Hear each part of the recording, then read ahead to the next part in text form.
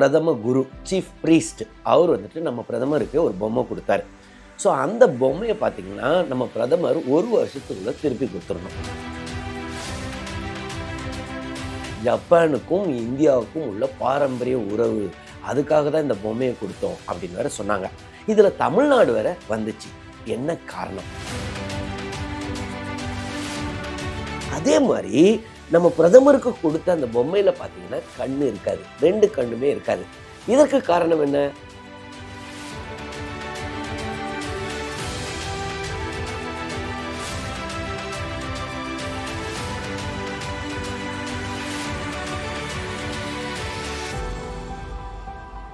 வணக்கம். இஸ்ரேல் ஜபசிங். நம்ம நாட்டு பிரதமரான மோடி அவர்கள் ஜப்பானுக்கு 2 நாள் டூர் போயிருந்தார். இதற்கு அடுத்தது சீனா போக இருக்கிறார். ஜப்பானில் பார்த்தீங்கன்னா அவருக்கு வந்துட்டு ஒரு பொம்மை கொடுத்தார்கள்.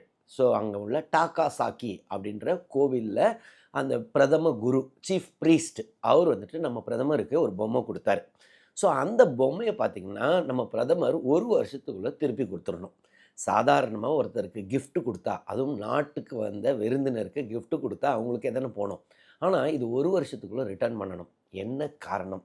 அந்த கிஃப்ட்டை கொடுத்ததுக்கப்புறம் என்ன சொன்னாங்கன்னா, இது நம்ம நாட்டுக்கும், அதாவது ஜப்பானுக்கும் இந்தியாவுக்கும் உள்ள பாரம்பரிய உறவு, அதுக்காக தான் இந்த பொம்மையை கொடுத்தோம் அப்படின்னு வேற சொன்னாங்க. இதில் தமிழ்நாடு வேற வந்துச்சு. என்ன காரணம்? இதை பற்றிலாம் இந்த வீடியோவில் பார்ப்போம். ஸோ நம்ம நாட்டு பிரதமருக்கு அந்த சீஃப் ப்ரீஸ்ட் கொடுத்த அந்த பொம்மை பேர் என்னென்னா டாருமா. ஸோ இந்த டாருமான்ற பொம்மை என்னென்னா பேசிக்கலாக போதி தர்மருடைய பொம்மை. ஸோ இந்த 7ஆம் அறிவு படம் பார்த்தவங்களுக்கு ஞாபகம் இருக்கும் போதி தர்மர் அப்படின்னா யாருன்னு. பார்த்திங்கன்னா ஒரு பல்லவ நாட்டு ஒரு இளவரசர், 3வது பையனாக ஒரு ராஜாவுக்கு. அவருடைய பேர் போதிவர்மன்.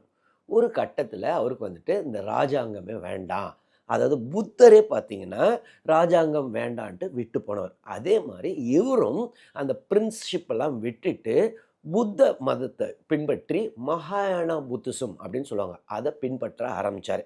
ஸோ அவருடைய குருக்கள் சொன்னாராம், தயவுசெய்து நீ இங்கே மட்டும் இருக்காத, சீனாவுக்கு போ, ஜப்பானுக்கு போகணும். ஸோ அதனால் இவர் சீனாவுக்கு போயிருக்கார். ஸோ இந்த மகாயானா புத்திசம்ன்றது என்னென்னா, அது என்ன சொல்லுவாங்கன்னா கிரேட்டர் வெஹிக்கிள் அப்படின்னு சொல்லுவாங்க. ஃபஸ்ட்டு புத்திசம் எதில் ஆரம்பிக்குதுன்னா ஹீனயானான்னு சொல்லக்கூடாது, அது ஆக்சுவலாக தேரவாடா புத்திசம். ஆனால் மகாயானா புத்திஸ்ட் பின்னாளில் வந்தவர்கள் என்ன சொன்னாங்கன்னா, இது எங்களோட கம்மி, லெசர் வெஹிக்கிள் அப்படின்னு ஹீனயானா புத்திசம்னு சொன்னாங்க. பேசிக்கலாக ஹீனயானா புத்திசமில் என்ன பிரின்சிபல்னா, அவங்க புத்தர் எப்படி தனியாக மெடிடேட் பண்ணி அந்த தியானத்தின் மூலமாக கடவுளை ரீச் பண்ணாரோ அதே மாதிரி ஆளுக்கு பண்ணணும். அதாவது இண்டிவிஜுவல் சால்வேஷன் தான் கோல். ஸோ அவங்கள பொறுத்தவரை புத்தர் கடவுள் கிடையாது, ஒரு மனிதர் தான். ஆனால் மகாயானா புத்திசம் பார்த்தீங்கன்னா இல்லை, புத்தர் கடவுளுக்கு நிகரானவர். ஒருத்தர் தான் அந்த மெடிடேஷன் மூலமாக சால்வேஷனை அடைகிறதுக்கு முன்னாடி உலக மக்களுக்கெல்லாம் என்லைட்டன்மெண்ட் கொடுக்கணுன்றது தான் மகாயானாவுடைய பிரின்சிபல். இன்றைக்கும் பார்த்திங்கன்னா ஹீனயானா புத்திசம் எங்கெல்லாம் ஃபாலோ பண்ணுறாங்கன்னா, நம்ம அருகாமையில் உள்ள Burma, Sri Lanka, Thailand, Laos, Cambodia. ஆனால் மகாயானா புத்திசம் பார்த்திங்கன்னா சீனா, டிபெட்டு, ஜப்பான், கொரியா, இவங்கெல்லாம் மகாயானா புத்திசம். ஸோ இந்த ஜப்பான், கொரியா, சைனாக்கெல்லாம் பரவுனதுக்கு முக்கிய காரணமே நம்மளுடைய போதி தர்மர் தான். 5ஆம் 6ஆம் நூற்றாண்டுகளில் அவர் சீனாவும் போயிருக்காரு, ஜப்பானும் போயிருக்காரு. சீனாவில் அவரை தாமோ அப்படின்னு சொல்லுவாங்க, ஜப்பானில் அவரை டாருமா அப்படின்னு சொல்கிறாங்க. ஸோ அந்த காலத்தில் பார்த்திங்கன்னா கொடிய நோய்கள்லாம் பரவி கொண்டிருந்த காலம், அம்மை, இதெல்லாம் ரொம்ப அப்படியே கூட்டமாக வில்லேஜாக இறப்பார்களாம். ஸோ அதெல்லாம் இவர் ப்ரிவென்ட் பண்ணியிருக்காரு அப்படின்னு சொல்கிறாங்க. அங்கே பார்த்திங்கன்னா ஏறக்குறைய 9 ஆண்டுகள் தொடர்ந்து பார்த்திங்கன்னா அவர் மெடிடேஷன்லேயே ஒரு செவரை பார்த்தே இருந்தாராம். ஒரு கட்டத்தில் அவருக்கு கை கால்லாம் விழுந்துச்சான், ஒரு கட்டத்தில் தூக்கம் வேற வந்துருச்சான் அந்த மெடிடேட் பண்ணும்போது. அதனால் ஐலிட்டை கண்ணிமே பிச்சு எறிஞ்சிட்டு அவர் அப்படியே அந்த தியானத்திலே இருந்தாராம். ஸோ அதற்கு அப்புறம் சீனாவில் இந்த ஷாலின் டெம்பிள் படம்லாம் பார்த்துருப்பீங்க, மார்ஷியல் ஆர்ட் படம். ஸோ அதை இன்ட்ரடியூஸ் பண்ணதே போதி தர்மர் தானா. சரி, எதற்காக அவருக்கு பொம்மை பார்த்தீங்கன்னா தாருமா அப்படின்னு சொல்கிறாங்கல்ல. ஸோ அங்கே ஜப்பானில் இவர் கடவுள் மாதிரி அங்கே போதி தர்மர். அப்போது ஒரு 3-4 நூற்றாண்டுகளுக்கு முன்னாடி அங்கே மக்கள்லாம் அவங்க பேசிக்கலாக அவங்க சில்க் வேர்ம் நிறைய வளர்ப்பாங்களாம். ஸோ சில்க் பட்டுப்பூச்சி. ஸோ திடீர்னு அது லக்கு தானா, நல்ல வருமானம் வரணும்னா அதுக்காக அவங்க என்ன பண்ணுவாங்களாம், புத்த கோவிலுக்கு போவாங்களாம். அப்போ புத்திஸ்ட் ப்ரீஸ்ட்லாம் என்ன சொல்லுவாங்களாம், கவலைப்படாதீங்க, இந்தாங்கன்ட்டு இவருடைய பொம்மைய குடுத்துருக்காங்க. அதனால தான் டாருமா அப்படின்ற அந்த பொம்மைக்கு பேரு. ஸோ இந்த டாருமா பொம்மைன்றது யாராவது வீட்ல வச்சிருந்தா, அவங்களுக்கு நிறைய லக்கு கிடைக்கும்ன்றது தான் ஜப்பான்ல உள்ள பிலீஃப். ஸோ அதனால தான் நம்ம நாட்டு பிரதமருக்கு வந்துட்டு, உங்களுக்கு லக்கு வரட்டும் அப்படின்னு சொல்லி இந்த தாருமா பொம்மைய குடுத்துருக்காங்க. அது இல்லாம இந்தியாவுக்கும், ஜப்பானுக்கும் உள்ள ட்ரெடிஷன இது உணர்த்துதுன்னு சொல்றதுக்கு காரணமே போதி தர்மர் தான். சரி, இந்த பொம்மை வந்துட்டு பேப்பர் வச்சு, வுட்டையும் வச்சு அந்த பல்ப்ல செய்வாங்களாம். உள்ள ஹாலோவா இருக்குமாம். இந்த பொம்மைய பார்த்தீங்கன்னா, எப்பவுமே ரெட் கலர்ல தான் ப்ராமினன்ட்டா இருக்கும். ஏன் ரெட் கலர்? நம்ம பிரதமருக்கு அவங்க குடுத்த பொம்மையும் பார்த்தீங்கன்னா, ரெட் கலர்ல இருக்கும். காரணம் என்னன்னா, அந்த காலத்துல போதி தர்மர் உடுத்திய அந்த மாங்க்குடைய உடை என்னன்னா, ரெட் கலராம்.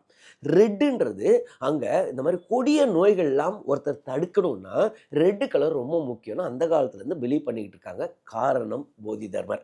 இப்பவும் பார்த்தீங்கன்னா, ஒருத்தர் வீட்ல அம்மலாம் வந்துருச்சுன்னா, வெளியில ரெட் கலர் துணிலாம் கட்டி விட்டுருவாங்களாம். ஒண்ணு மத்தவங்களுக்கெல்லாம் உணர்த்துறதுக்கு, இந்த வீட்டுக்கு வராதீங்க அப்படின்னு. இன்னொன்னு இந்த கெட்டது நம்மள விட்டு போயிரணும்னு. ஸோ இந்த ரெட் கலர் பொம்மை எதற்காகன்னா, போதி தர்மரை குறிப்பதற்காக. சரி, ஆனா அங்க கை, கால்லாம் இருக்காது பாருங்க அந்த பொம்மைக்கு. காரணம் போதி தர்மருடைய கையும், காலும் விழுந்துருச்சுல்ல, அந்த மெடிடேஷன்ல. அதனால. அதே மாரி நம்ம பிரதமருக்கு குடுத்த அந்த பொம்மையில பார்த்தீங்கன்னா, கண்ணு இருக்காது. 2 கண்ணுமே இருக்காது. இதற்கு காரணம் என்ன?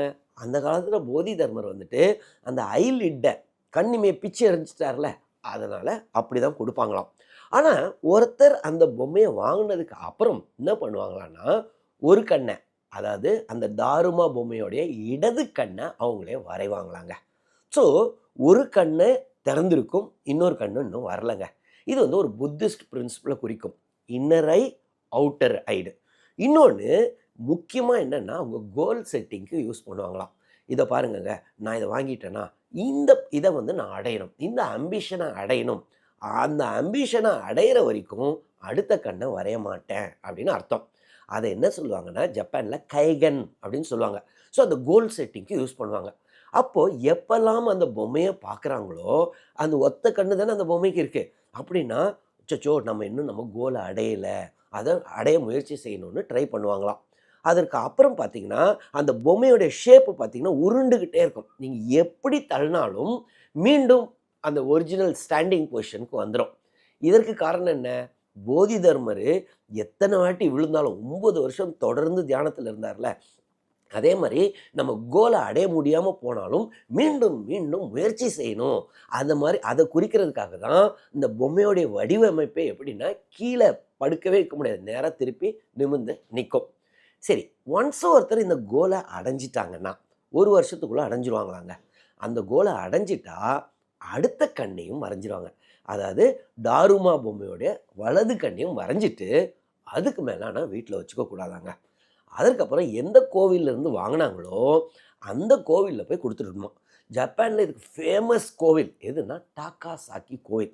ஸோ அந்த டாக்காசாக்கி கோவில்ல தான் இந்த டாருமா பொம்மைகளே ஆரம்பிச்சிருக்கு. அதனால நம்ம பிரதமருக்கு குடுத்ததும் பார்த்தீங்கன்னா, அந்த டாக்காசாக்கி கோவிலோடைய சீஃப் ப்ரீஸ்ட் தான் குடுத்தாரு. ஸோ இந்த 1 வருஷம்க்கு அப்புறம் அந்த பொம்மைய கோல் செட்டிங் முடிஞ்சதுக்கப்புறம் திருப்பி குடுத்துடணுமா. சரி, ஒருத்தரால அந்த அவர் செட் பண்ண கோல அடைய முடியல. அப்போ ஒத்த கண்ணோட திருப்பி குடுக்கலாமா? திருப்பி குடுக்கலாமாம். அதுலலாம் வெட்கமே படக்கூடாதாம். ஜாப்பனீஸ் கல்ச்சர் பிரகாரம் என்னன்னா, பரவால்ல அந்த கைகன அடைய முடியலையா? அடுத்த வருஷம் முயற்சி பண்ணு. ஆனா, இந்த பொம்மை ஒத்த கண் இத 1 வருஷத்துக்கு மேல வச்சுக்க கூடாது அப்படின்னு சொல்லி, இதெல்லாம் மீண்டும் எங்க வாங்குனாங்களோ அங்க போய் குடுத்துருவாங்களாம். இது குடுத்ததுக்கு அப்புறம் 1, 2 கண்ணோட குடுப்பாங்க நெறைய பேர் கோல் எல்லாம் அச்சீவ் பண்ணிட்டு. ஒரு சிலர் ஒத்த கண்ணோட குடுப்பாங்க. இது எல்லாத்தையும் ஒரு ஃபெஸ்டிவல் மாதிரி வச்சு புத்த பிட்சுக்கள்லாம் வருவாங்களாம். அதற்கப்புறம் அவங்க அந்த ரிலிஜியஸ் ரிச்சுவல்ஸ்லாம் ஃபாலோ பண்ணிட்டு, இந்த எல்லா தாருமா ஒத்த கண்ணு, 2 கண்ணு எல்லாத்தையும் எரிச்சிருவாங்களாம். எரிச்சிட்டு மீண்டும் புதிய டாருமா குடுப்பாங்களாம். அத மக்கள் வாங்கிக்கலாம். ஏன்னா, அவங்களுக்கு இதனால லக் வரப்போகுது அப்படின்னு. ஸோ நம்ம நாட்டு பிரதமருக்கு அவங்க எதற்காக குடுத்தாங்கன்னா, அந்த லக்கு நம்ம நாட்டுக்கு லக்கு வரட்டும் அப்படின்னு அவங்க குடுத்துருக்காங்க. ஆனா, இதை அவர் திருப்பி தந்தாகணும். ஏன்னா அதுதானே, ஒரு வருஷத்துக்கு மேலே வச்சா நம்ம நாட்டுக்கு லக்கு கிடையாது. ஸோ தாருமா பொம்மை வந்துட்டு இந்தியாவுக்கு வந்து சேரப்போகுது. இந்த தாருமா பொம்மைக்கு நம்ம பிரதமர் வந்துட்டு ஒரு கண்ணை மட்டும் வரையணும். என்னென்னலாம் கோல் செட் பண்ணுவாருன்னு நினைக்கிறீங்க? ஆனால் ஒரு கோல் தான் செட் பண்ணணுமா? நீங்களா இருந்தால் என்ன கோல் செட் பண்ணுவீங்க? நம்ம பிரதமர் என்ன கோல் செட் பண்ணுவார்ன்னு நினைக்கிறீங்க? அதெல்லாம் கமெண்ட்ஸில் எழுதுங்க. நானும் பார்த்து தெரிஞ்சுக்கிறேன். அது இல்லாமல் இந்த வீடியோவில் ஏதாவது டவுட்ஸ் இருந்துச்சுனாலும் கமெண்ட்ஸில் எழுதுங்க. நான் கிளாரிஃபை பண்ணுறேன். தொடர்ந்து இந்த சேனல் மூலமாக சந்திப்போம். நன்றி, வணக்கம்.